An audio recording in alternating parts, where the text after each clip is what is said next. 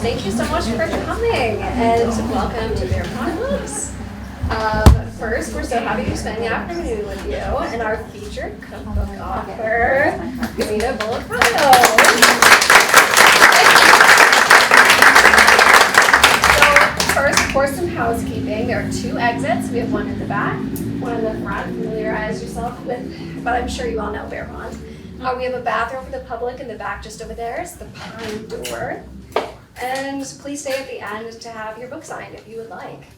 And so now, Gesine is a staple in the Vermont food scene, as I'm sure you know, and to our Montpelierites in the room, the former owner of Montpelier's Gesine Confectionery, which I actually live right next to. So she's the creator of Sugar Glider Kitchen, and she's also an instructor at King Arthur Flour and the host of Food Network's Baked in Vermont. And if that wasn't enough, she's the author of almost a dozen cookbooks, including the very popular My Vermont Table and the book we're celebrating tonight, My Harvest Kitchen, which I was looking through today and has many fabulous recipes, including peony jelly and then key lime ice cream pie. So if your stomach starts growling during the event, don't worry, I will be right there with you. We can all hold a little bit of space for each other. So without further ado, please welcome Gesine again. It's a gorgeous day. We should all be in our garden. So I thank you for the time that you have taken. We should all be getting our hostas in order and all those things. But My Harvest Kitchen is the follow-up to My Vermont Table. So it is slightly larger in aspect simply because our growing season is what it is. And so I wanted to include things that I grow that might not be so Vermont friendly, but I still make work. And some things that we have on our table regularly, and some things you may recognize from Gesine Confectionery or not. Or if you've ever been to my cooking school, my baking school, there's some things from that in here as well.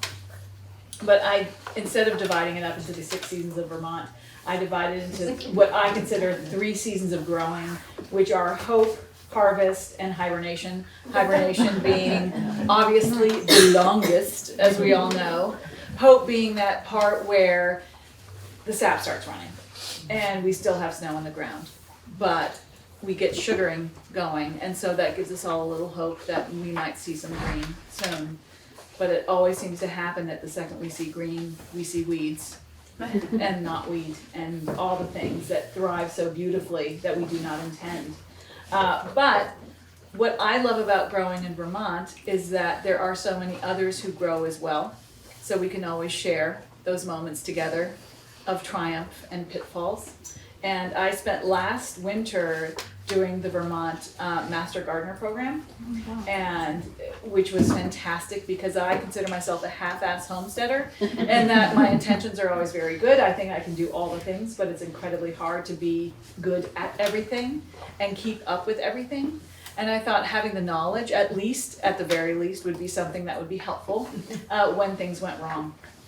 And I have spent the years on our property lamenting what I can't do, but every once in a while, my husband Ray, who took the pictures, by the way, he and I will spend time and look around at what we have done, because you forget after a while, when you live in a place for so long, what it is that you have achieved. And we forget that we have restored a barn completely, and surrounding that barn used to be just bramble. And when I walked back there, I thought the other day, there's a direct shot from my vegetable garden to one of the doors, a new door that we put in the barn, and I was lamenting the weeds that were growing around the gravel by the granite steps. And I sat back and I went, there was a point where you couldn't get near that side of the barn. So just calm down. It's okay. I mean, I can walk up those stairs and it's okay. It doesn't look great, but it is still far more open than it once was. When before we would have to go feet deep into black raspberry bramble and it would be incredibly painful. And it's so different now. I just have to keep remembering the good that we have done. And I look at around, where Sugar Glider Kitchen is. It's a separate entrance from the house, and how we have restored those shade gardens completely, even though once in a while there'll be weeds still popping up. Or last year, I don't know if you had the same experience, where the maple helicopters decided to plant 1,000,001 saplings. And it wasn't bad this year, but last year it was back-breaking work just to get rid of each and every one. And all I could think of was, why can't I eat this? Because usually when there's something that's bothering me, I always try to find a way to put it in my mouth. It's like there has to be a reason that this is so fecund, that I must be able to eat this somehow. And this past year, and you probably have this too, are wild grapevines, which just infest everything. And I spend so much time like Tarzan, just pulling on them and just screaming at them, that and the Virginia creeper. And it took me that long because most of them are male. I have very few females to get berries from, right? So I do make jam when I can, but there are so few that are female.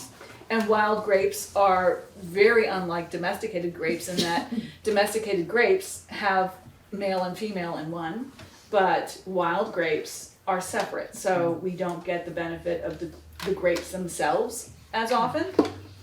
And then I thought to myself, why am I spending all this money importing Greek and Turkish grape leaves in brine when I can just eat the thing that bothers me?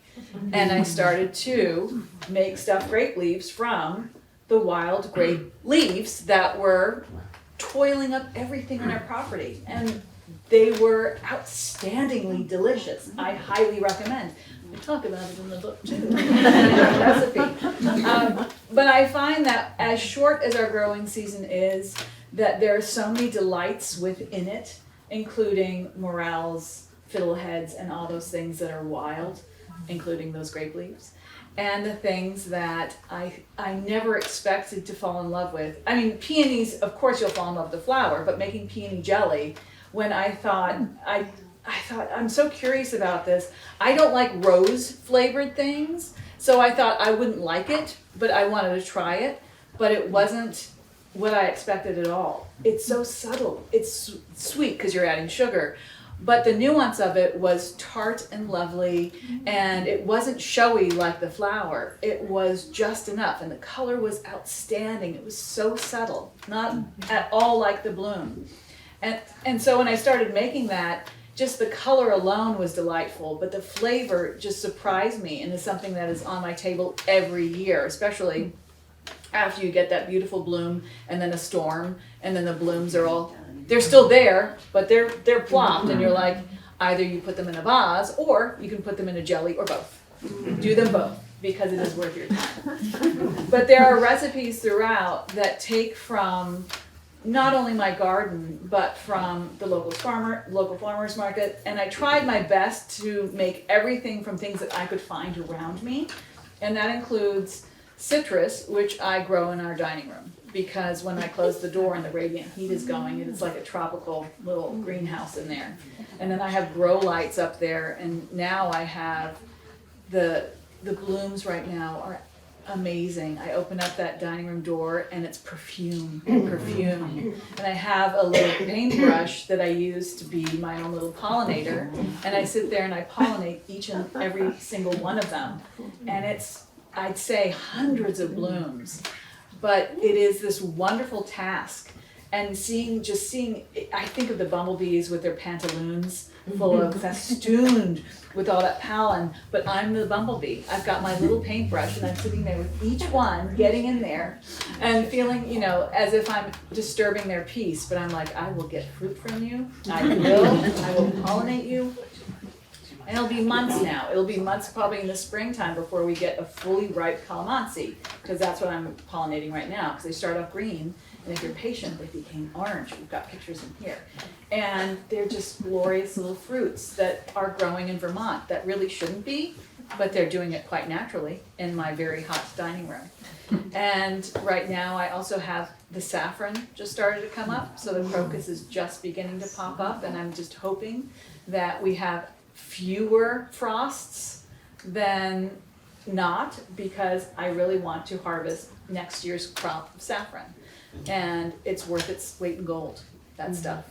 And you can grow it here in Vermont quite beautifully. And in fact, we were just in Stowe, and I went to the gardener's, what was it? I forgot what the supply store was, but they had saffron crocus there. So keep your eyes out, you can buy it locally.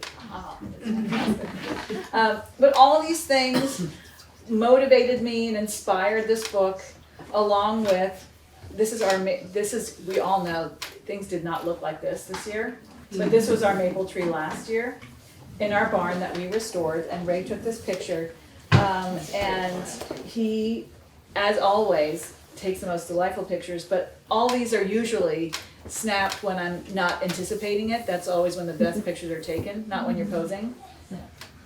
And he was able to envision what it would be for me to stand in front of that tree, and it just showed itself off last year. This year not so much, but this is last year's tree, and I'm so thankful for it. And it created everything yellow. That is now the theme of our harvest book. And then everything from the tomatoes to focaccia, if you can also take this glass with me. And then this is an OK burger, which is influenced by an Oklahoma smash burger. Do you know what that is? So it's a smash burger, but you have onion first and you smash the patty on that. But it's OK, not just for Oklahoma, but also Ray's mom's last name is Okamatsu, and so it has some Japanese influence as well, some umami. So it's got a little bit of the Oklahoma and of the Japanese in this, and including homemade buns, because you know me, I'm gonna make a homemade bun. But you don't have to, but you can if you want to. And all of these recipes are things that we have on our own table, and as you flip through there, everything that you see that's on a table or that is table-scaped really isn't. It's literally the things that we eat from every day, because our mission has been to only show the things that we will actually put in our mouths or use on our own tables. Otherwise, I find it really inauthentic. And for instance, this is corn that I grew, gem corn, and I milled just enough to make a couple tortillas. So I'm not saying that you have to grow all your own things, because sometimes it's a pain in the butt. But you can make the tortillas with King Arthur Flour's masa harina beautifully without going through the pain and agony of growing your own flint corn. But if you do choose to do so, I highly recommend growing gem flint corn just for the beauty alone. If you want to have something that just delights you in the fall when everything else is dying, seeing that husk and peeling it back and seeing the colors is magical. You think that this is something that has been made by the Kardashians, you know, that it's fake, but it's not. It's something that is actually natural. And each one has chosen a different color palette. And it's like, how does it know? How does it choose? And yet, it's one of those things. So if you don't mill, it is delightful enough just to have for decoration. Even if you get just a couple, it's fantastic. So as you flip through, know that all these things were from our land, if not our hearts, including these onions here, which are Rose de Roscoff onions. And who here grows onions? Does anybody here grow? So oftentimes you buy them in sets, right? So you actually get what looks like green onions and you grow those. But these you cannot get them in sets. So I grew them from seeds, and I found the seeds from a place called Adaptive Seeds in Oregon. And the reason I chose to grow them was my father loved French onion soup, and my dad wasn't the nicest guy when it came to things that weren't made well in restaurants. And I sat across from him plenty of times smelling acrid and burnt onions in French onion soup. And it was the one time that he wasn't a complete jerk to a waiter, who had nothing to do with the soup. When it came, I'm like, this is a horrible soup that he's eating. Why is this man not complaining? And I really thought about it and realized that the first French onion soup he probably ever had was when he landed in Normandy as essentially a child. He, right out of high school from Alabama, went to boot camp and then was shipped to Normandy. And he learned this beautiful love of food from his time there. And I realized he must have had a French onion soup there that was made by someone who probably had very little to give, but it would have been made from that onion. So the memory of it must have been so spectacular that he could forgive something terrible in America. And I thought, I want to try that soup that gave him that type of culinary forbearance and forgiveness. And I realized I would have to grow that onion first because I would not be able to buy it here. And so I started the seed on his birthday, which is early February, and I harvested on my sister's birthday, which is late July, and then I had to cure the onions first, and I went through this whole, almost a year-long process of just getting the onion. And then I called Brownsville Butcher, which is my favorite butcher in Brownsville, Vermont, and I said, I'm going to need some beef bones, please, for stock. And they said, we'll have it for you in a big bag. And so I roasted the bones and I made the stock. And I caramelized the onions for 3 to 4 hours. And of course I made the bread for the top. And then I made this soup and it was beautiful. It was gorgeous. I thought, it's a shame because do I have to grow the onions every year? And I realized that I could combine different onions from the grocery store and it would almost replicate the taste of this one singular onion so that you don't have to grow it yourself. But if you would like to, know that we live in the latitude that is the same as in Brittany where these onions would be grown. And you too can grow this gorgeous pink but not red onion that has this complexity of flavor that brings a French onion soup to life. It's gorgeous. Highly recommend it. And it's beautiful when you braid it. So if you just want to have it there as decoration, it's pretty fabulous. But this whole book was a journey of memory and of joy, and I'm so glad to share it with you. And I hope you have questions because I'm here to answer them as well. Any questions? I can always break the ice and ask the first question. Yeah. Like, so I know many of us are probably bakers, cooks, what have you, but I don't know about you, developing my own recipe, daunting. What the heck am I even doing? So how do you go about it? How do you start developing a recipe? How many tries does it take?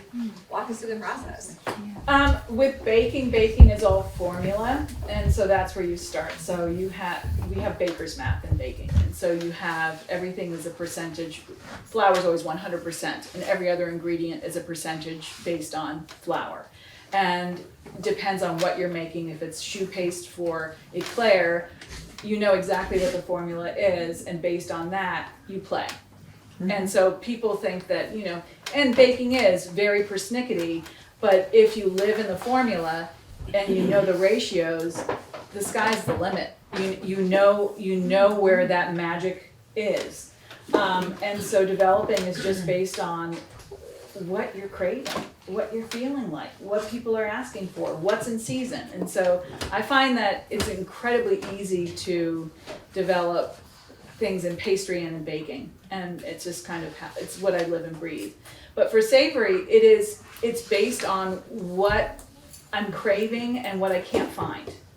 And so I start playing. And if you know that seasoning is so much more than salt, that it's also acid, it is umami. And if you find the right types of seasoning that will elevate a dish, then you can start really building and developing something that is uniquely your own. But that still harkens back to the thing, like the butter chicken in here is something that I make all the time now because I realize that if I take my tomatoes, and it's always the ugly tomatoes, and it's usually something that a critter has gotten just a bite of, and this must be the best tomato, so I will save what's left over, and I freeze it, and I know that those are my butter chicken tomatoes for winter time, and then I just run them under warm water, and the skin just peels off, and then the rest is just easy peasy. It's just like get some misty knoll chicken, have a ton of Cabot butter, and then have fun. I mean, it's just one of those things that if you have great ingredients, you can make great food. And we're so lucky to live in Vermont where we have so much goodness at our fingertips and people who care so much about the quality of the thing that we're putting into our mouths. I think that makes for development of recipes that much easier. Any other questions? Anyone? For still too nervous, I have more. Yes. I have a silly question, so maybe that'll loosen up the room, all right? So, but be thinking while I'm talking. Gesine, Yeah. why is garlic so dang good?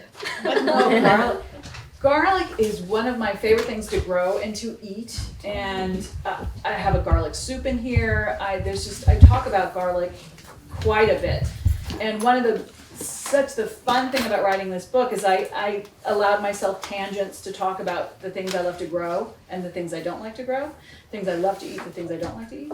And garlic is one of those things that stands as one of my all-time favorite, and it's because it brings sharpness and roundness and flavor, and it's an allium, but it's so much more. And depending on how you treat it, it treats you completely differently. So the more you chop garlic, the more the alum and the allanase connect, and it gets sharper and sharper and sharper because you're breaking cell walls. And the more you, I always describe it like you're giving alcohol to a housewife on like Bravo. It's like you're like feeding a fuel by like chopping it. It's like they're getting drunker and drunker and angrier and angrier.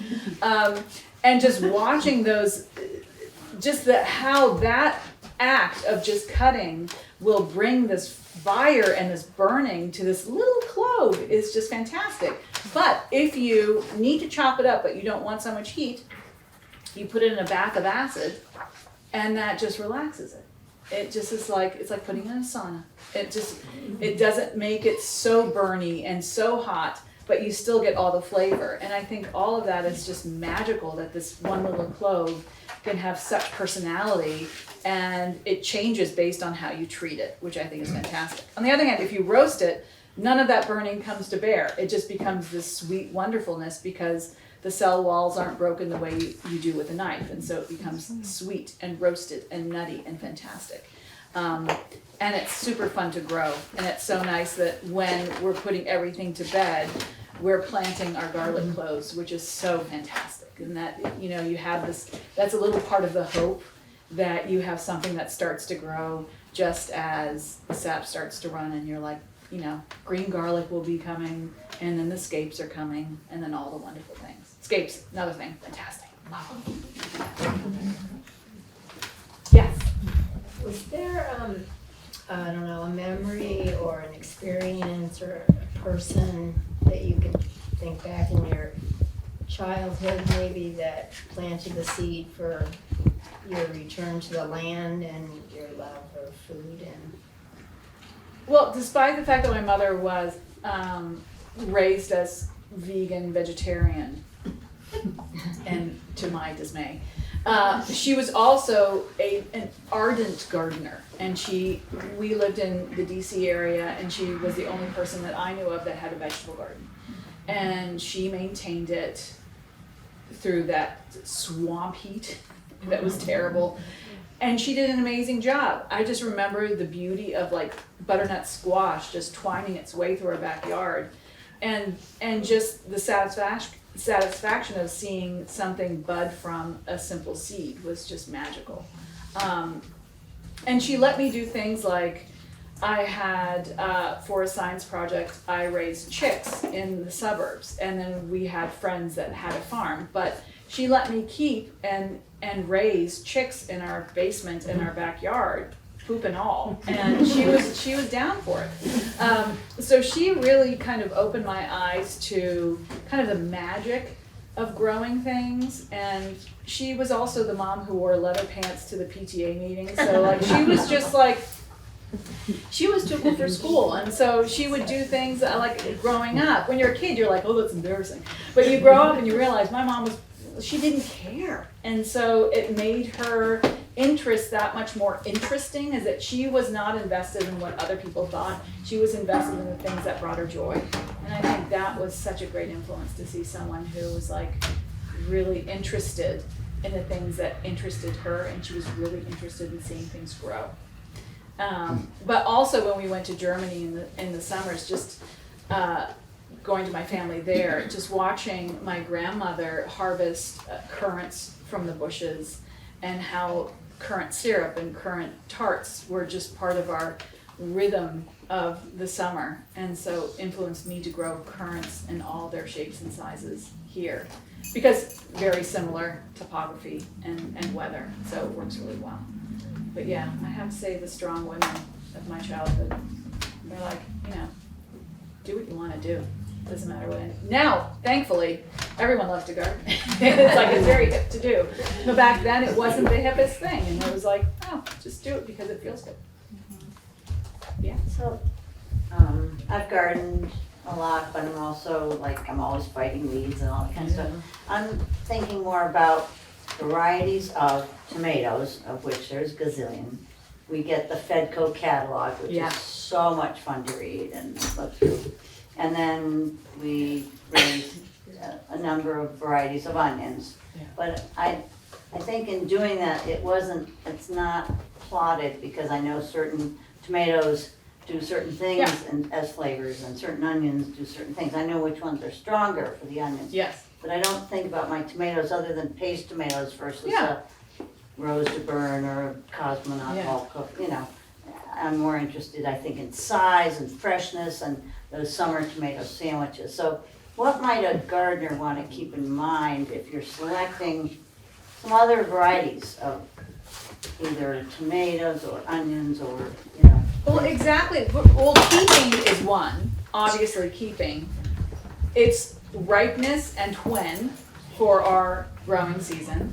I tend to, when I know that I want to harvest a lot of tomatoes, I start them really early. And I know it's the dumbest thing to do here, because you're get excited and you start too early. But I will start early, and I will have enough growing room inside that I can have the space to keep potting them up, and I have to be in the right state of mind to keep up with it, because otherwise it can be very overwhelming. And then I also have to be my own honeybee, and so I will start pollinating. So I will usually have fruit starting by the time I would usually put my starts out. So I would have full grown plants ready to give me fruit by June. And then I also think of, like you said, what paste tomato, but what kind of paste tomato? Am I going to be worried if we have a drought, will they be mealy, or will they be able to keep their kind of flesh intact and still have enough juice and flavor that I'm not going to be fighting their dryness? And that's when you look and start researching for varietals. And there's some really nice, very selective seed Fedco is fantastic, because I get Larat potatoes from them, which is my all-time favorite potato. I think about that a lot. Why do I love that potato? Because it is the perfect potato for potato salad. It's a perfect potato for mashed potatoes. It's a perfect potato for all the things that I love the most.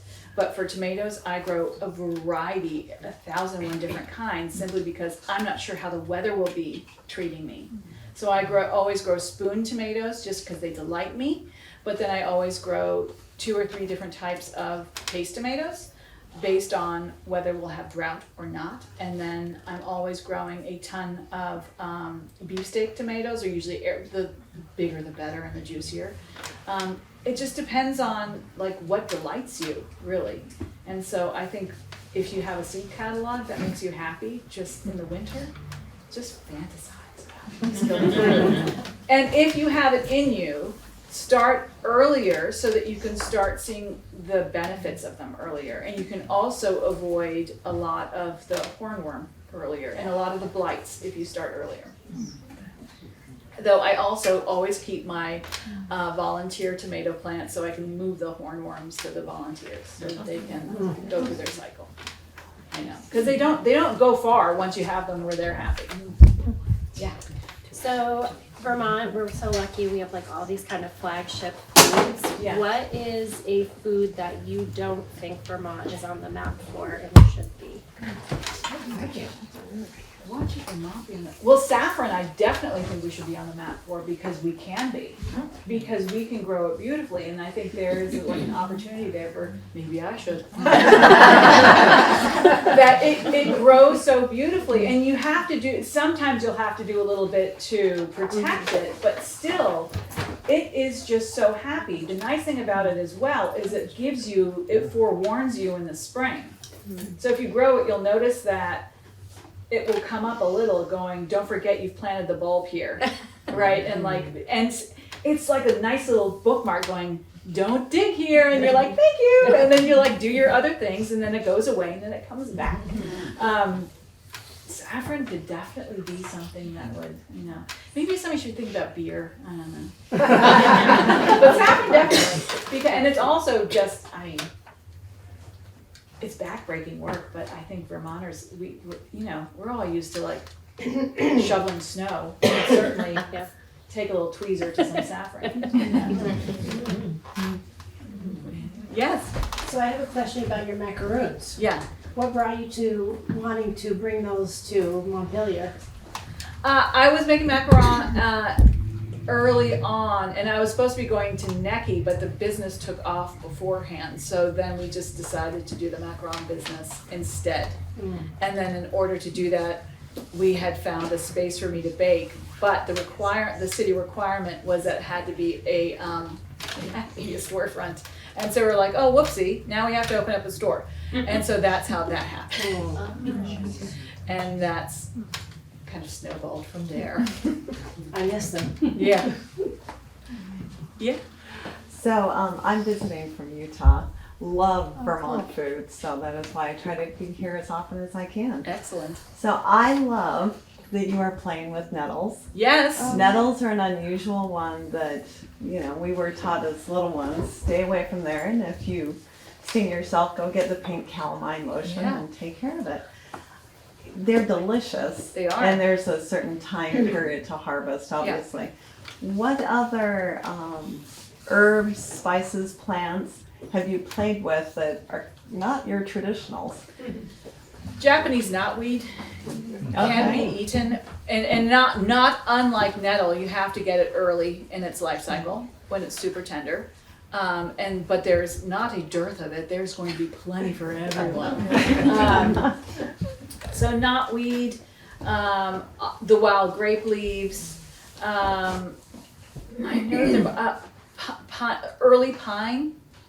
So when you get the very first buds of pine, they're edible and they're very delicious. Juniper berry is fantastic, and it's a complementary flavor to lemon zest. So there's a lemon cake in here, and I use a juniper berry powder. And it's another thing that we can get quite easily if you're taking a walk and you know what you're looking for. Juniper berries, you can dry them, and they're fantastic. And scape powder, so we all know scapes, but you can dehydrate it and make this gorgeous powder that is like a combination of onion powder and garlic powder, and it's got a beautiful green hue, and it's fantastic. But stinging nettles are also great because you can make a compost from them. So I don't just eat them, I also create a compost that it's working when it stinks. But it is a beautiful nitrogen-rich compost for really heavy feeders, and it's free.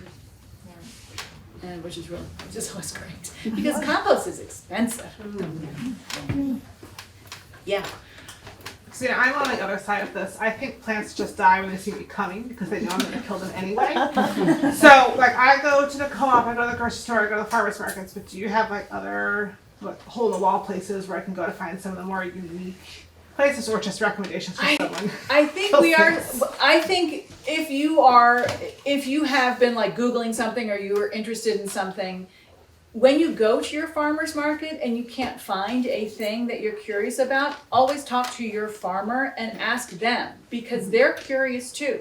They get bored too, and they will often have a patch that they'll experiment with, and you can talk to them about the thing that you're curious about and you're interested in. The other thing is that there are things like if you are not green-thumbed, I think everybody is, I think you just have to it's about learning.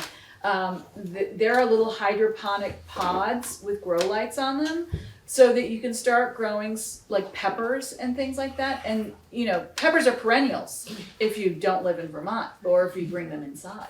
And so you can grow peppers and other interesting things that you're curious about inside. And if you do it in the hydroponic thing, it tells you when to feed it. It's just water. It's pretty hard to kill. And they'll grow wild. So perilla leaves I grow for Korean Sams and things like that. And those are things that are really hard to find. So I think you should kind of ignore the fact that you think you don't have a green thumb and get yourself one of those little hydroponic things for the winter time and experiment. Just be aware that everyone heard of Peppergate?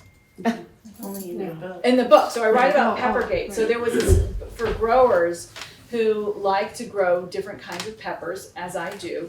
I love the Peruvian green sauce that requires an ají pepper that's actually orange. Strange, but it's true. And I'm like, I would really love to, you can get the paste easily online, but I'm like, I'm gonna grow the pepper. So I got the pepper seeds and I started to grow it inside in my hydroponic thing. And it started to grow and the pepper started coming out and I'm like, well, maybe they start off this way. And they're supposed to be long and orange, but it was kind of looking like a hat and red. And by the time it was done, I'm like, it's done.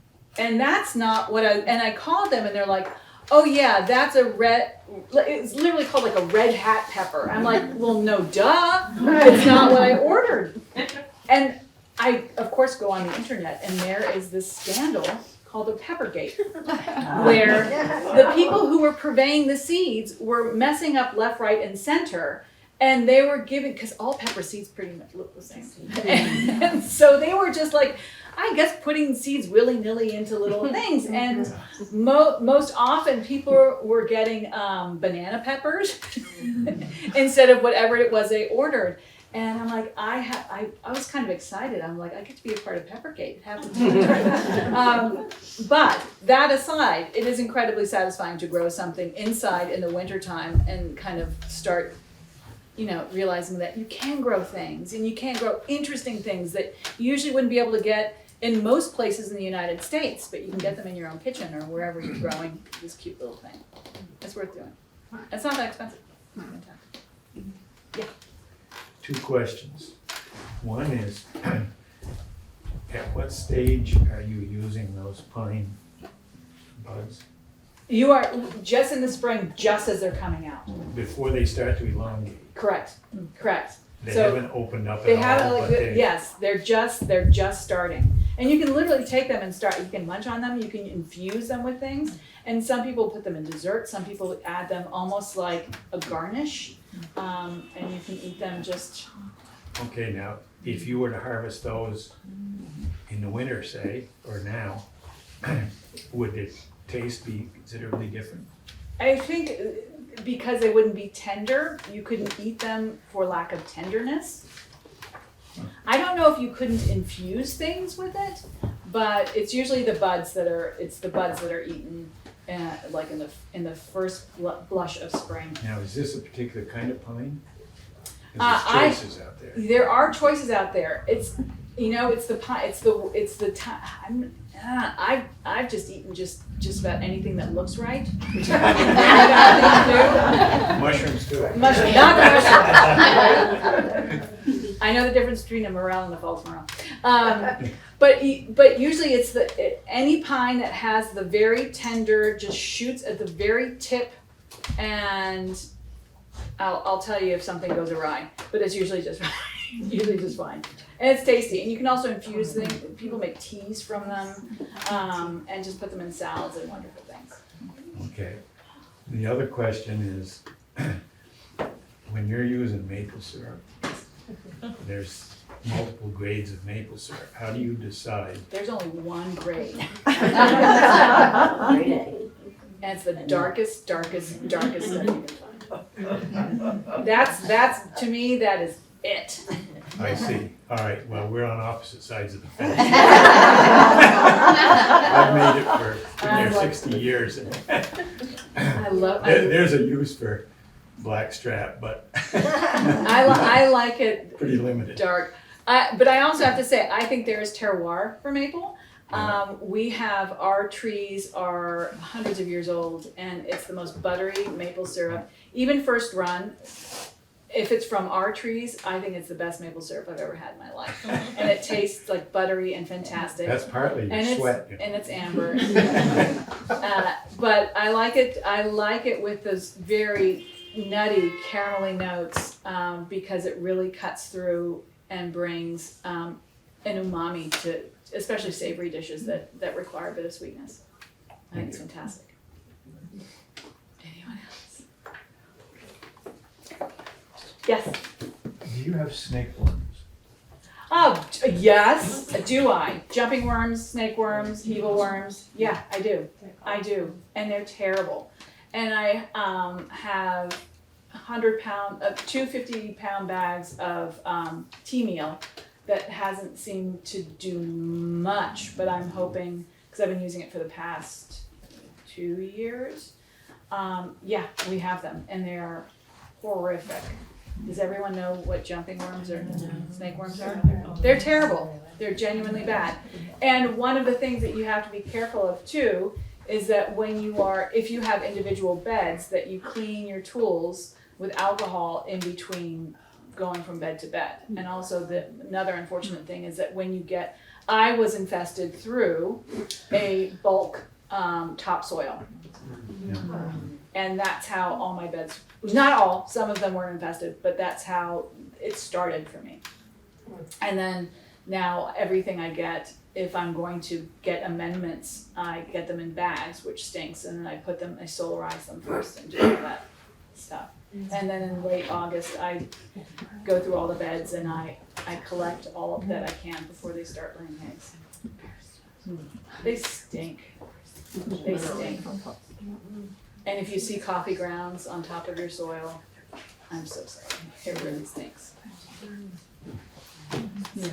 That's gross. I don't want to know about jumping around eggs. I have a dessert question. They look like earthworms just on steroids. Yeah. Yeah, they're terrible. Hey, and glad we don't have the hammerhead ones yet. So. Well, now, why can't you eat those? Exactly. Well, not even the birds don't even want to eat them. The birds want nothing to do with them. They'll eat an earthworm, but there's something about them that is so caustic and I think potentially toxic that they know better. Skunks like them. Do skunks like them? They do. Okay, I will invite them over. I'm wondering what is the most accessible sweet in this book. Well, there's something called Choco Crossies that is super, Yeah. super accessible. I saw That that. there's like really nothing required other than a spoon and melting. That's very accessible. My Tanta Erica's oatmeal squares are really accessible. Okay. I think everything in the kind of that cookie platter part. The key lime ice cream is accessible. I think you just need an ice cream maker, which is kind of, you need it simply because you want to make sure that you don't promote crystallization of the ice cream to get it super smooth.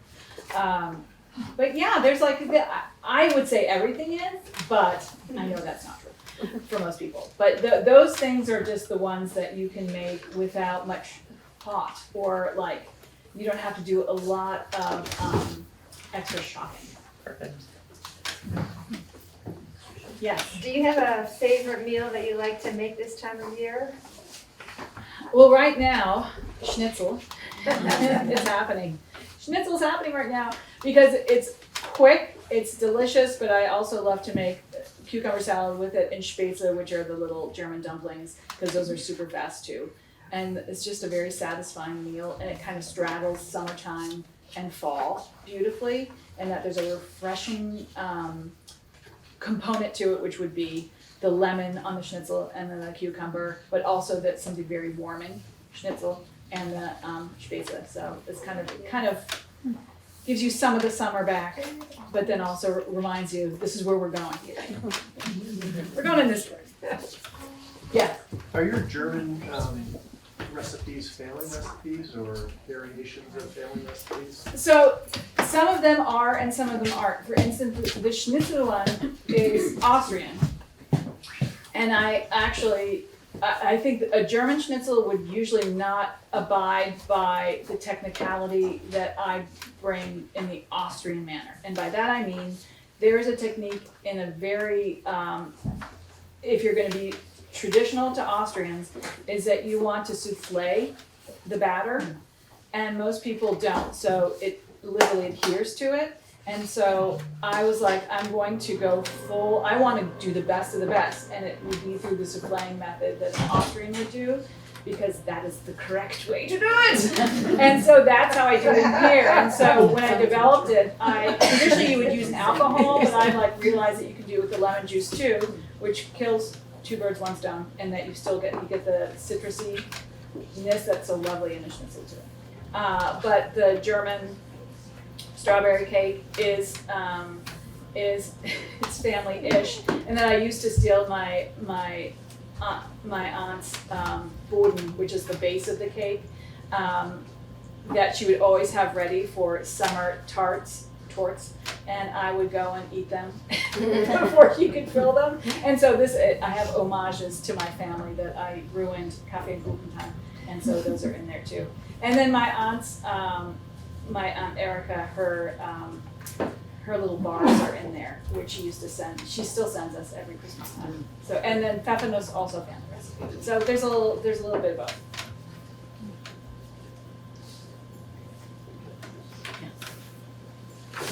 The potato gnocchi with butternut squash. If you don't want to make the gnocchi by scratch, Buy this stuff. do you have specific? The ones Checo, that- like you get a good potato gnocchi. Don't worry about it. Like Because it's the other stuff that elevates it too. Yes, and so you just make sure that you crisp it a bit before you add, because you're going to put sauce on it. You want to make sure that you also have the texture in there.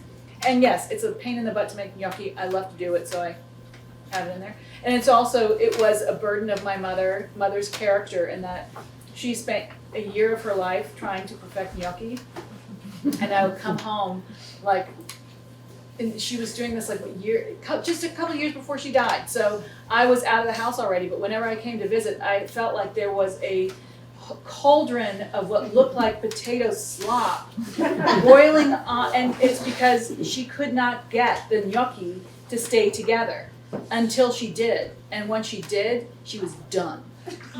And so I understand that if you're not down for that, because it's a process, and there's other stuff going on, just get the stuff that's really, like the Checo's usually just fine, and just make sure that you cook it well, but not too much, and that you get a little crispness on it, because you're gonna bake it again, and you wanna get a little bit of that texture on there as well.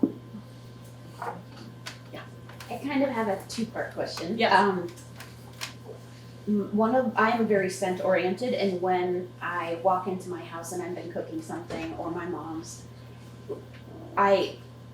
my memories of my grandmother's house, there's certain smells that I'm just like, that smells like and it just makes my heart happy. Is there something when it's cooking that has that memory for you, for anybody? Yes, and so I don't cook it that often.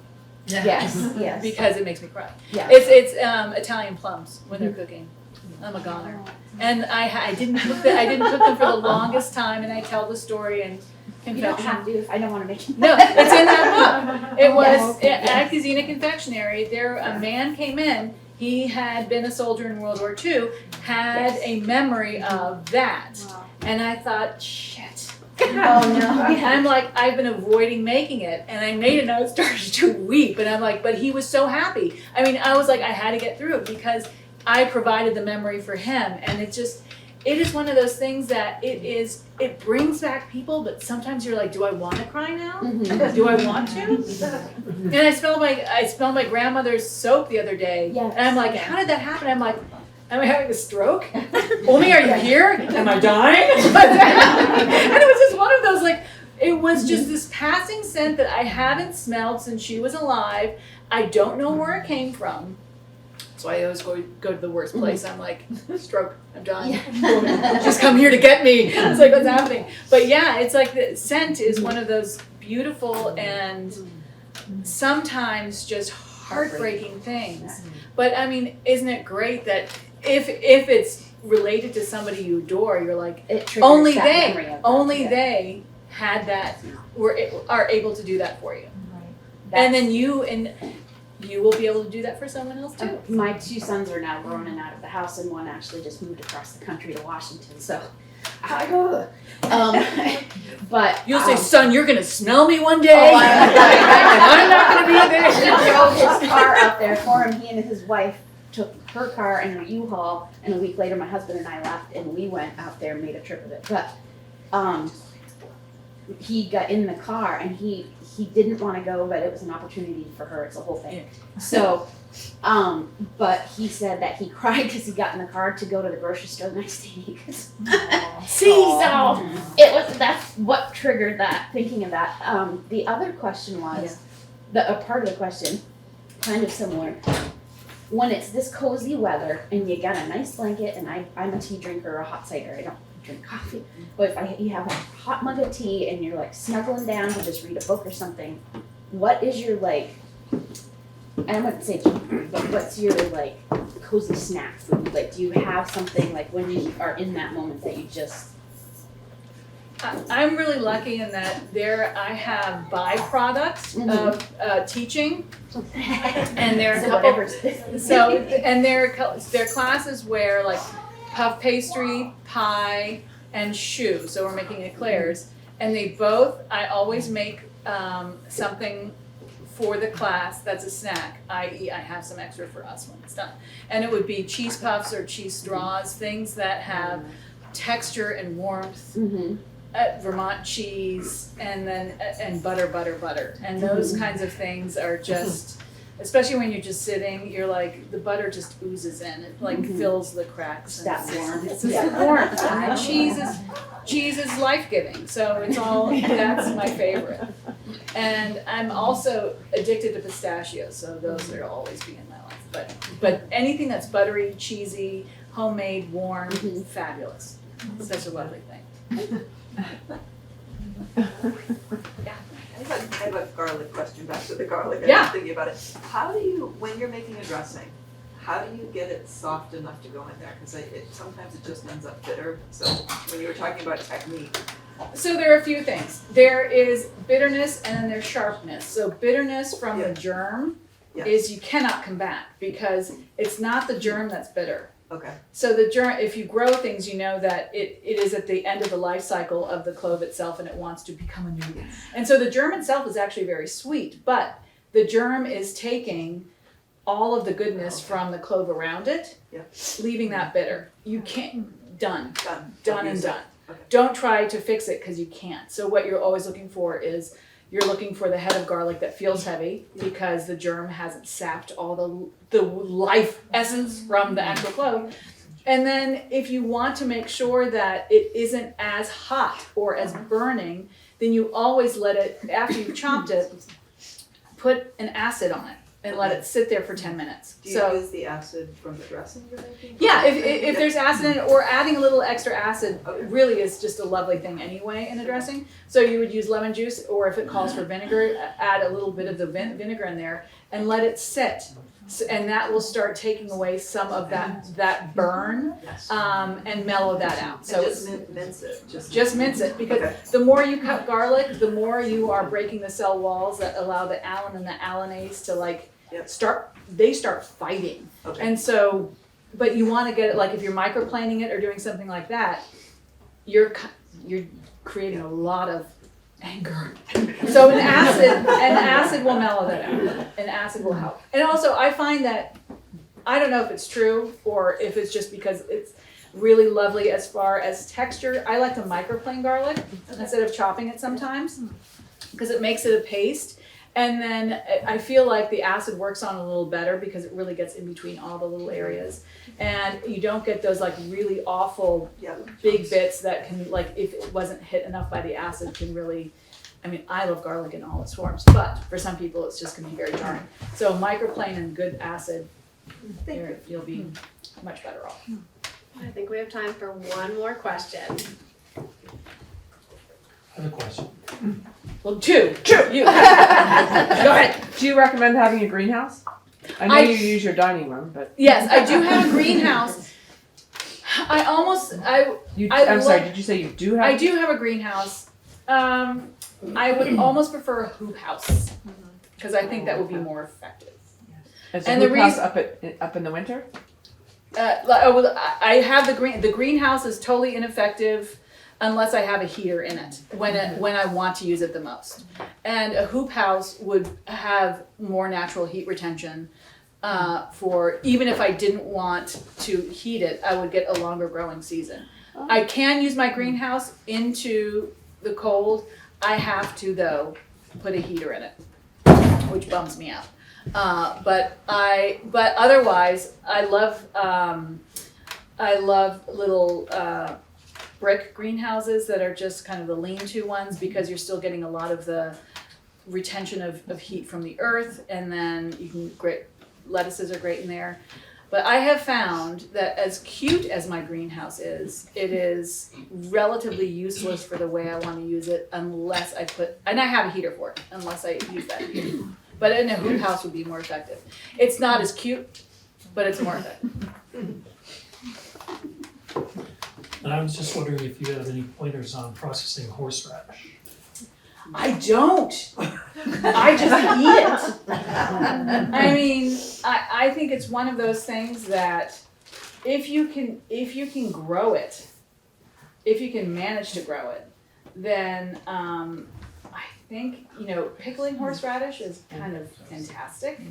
And I will often microplane it, and then I will add it into kind of a bit of a slurry with acid just to keep it, but it keeps really well.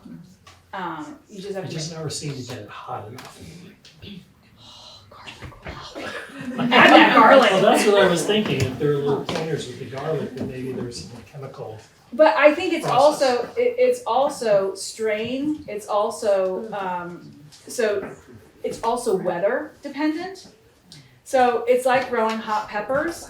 Depending on how your growing season is going, sometimes they're hotter, sometimes they're not, just based on the weather itself. And so maybe do some research on your growing conditions and how to manipulate that to get the most of the heat out of it. So it could either be strain, but oftentimes it's growing conditions, because I found that with peppers, is that based on just watering or soil conditions, you can change the heat of the thing. You can actually do a bit of land management and get that heat out. So I bet you can. But also look at the strain that you're growing, because oftentimes horseradish is one of those things. It's like there's one that you can find, but if you have enough time to go through and go through the Fedco catalog, get a strain that has a little more heat to it, because I'm sure there is a varietal that will give you a little more punch and the manner in which you grow. For instance, I grow, it's not horseradish, but I grow German beer radish, and growing that next to, say, like a French butter radish, the two have very different heats. But sometimes when I notice that the heat of the French breakfast radish will be lesser if I have amended everything to be amenable more to my beer radish. So I'm guessing that's the same. It's a wonderful quest. Yeah, it is. It is. Do you grow ginger? Well, it's funny that you say that. I am going to start doing it this winter. I have some fresh ginger, and I just bought the pot and the soil to start it. So I will tell you whether I am successful. It'll probably go into my dining room. Because there's a great, up in Craftsbury, there's a great farm that grows ginger. We got great farmers. And we all, there's so many great farmers. Yeah. It's where I bought it in the past couple of years. And, It's funny that, and I always buy a lot because you can use the stalks. Yes, And then you can keep it in the freezer, and you don't have to peel it. It's terrific. yeah, fresh. the fresh stuff is great. So that's why I'm growing it. Yeah. That's my quest this winter. Oh, Ginger, Radishes Farms, oh my, thank you so much, Catherine.